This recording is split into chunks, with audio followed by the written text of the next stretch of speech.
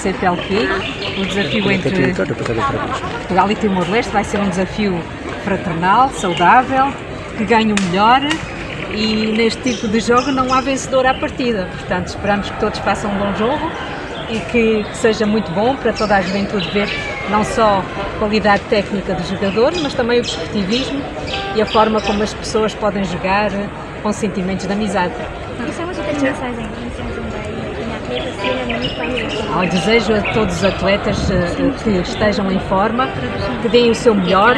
Eu própria também já fui atleta federada, sei o que isso significa, preciso sempre treinar, preparar para o dia principal, o dia mais importante, mas o que é preciso é participar, treinar, dar o nosso melhor, e depois o resultado também tem uma dose muito grande de sorte. Boa sorte a todos. Isto não há vencedores neste tipo de jogo, não.